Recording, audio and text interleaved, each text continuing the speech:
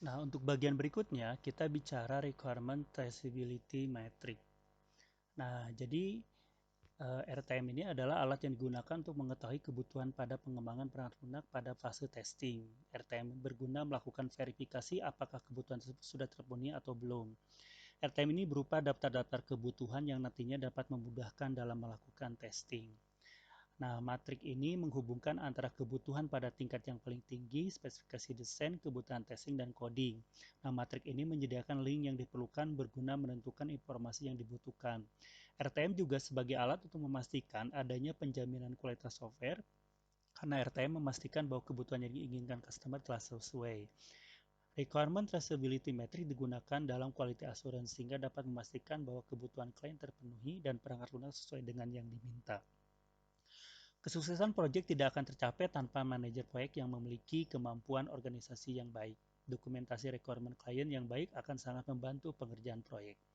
Manajer yang baik harus mampu mengidentifikasikan requirement yang berhasil ataupun berpotensi gagal. Requirement Traceability Metric merupakan salah satu tools yang berguna untuk menelusuri informasi requirement. Nah, tujuan RTM adalah memastikan bahwa seluruh test case yang ada harus sesuai dengan kebutuhan, memastikan bahwa ketentuan yang telah disetujui sudah mencakup semua pada fase pengembangan, dari spesifikasi kebutuhan, pengembangan perangkat lunak, testing sampai perangkat lunak itu jadi.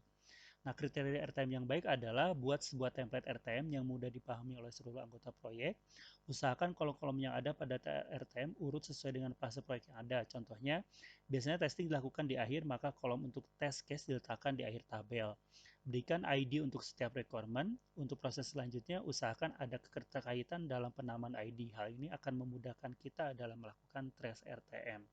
Ini contoh dari RTM, ada requirement traceability metric, project name-nya apa, national center-nya apa, project manager-nya siapa, project description-nya apa.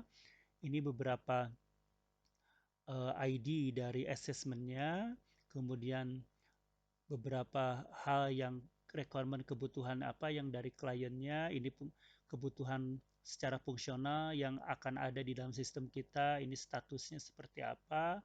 Kemudian ini adalah arsitektur desainnya, teknik spesifikasinya, sistem komponennya, softwarenya, test case-nya seperti apa, test in-nya seperti apa, diimplementasikannya, dan verifikatnya seperti apa.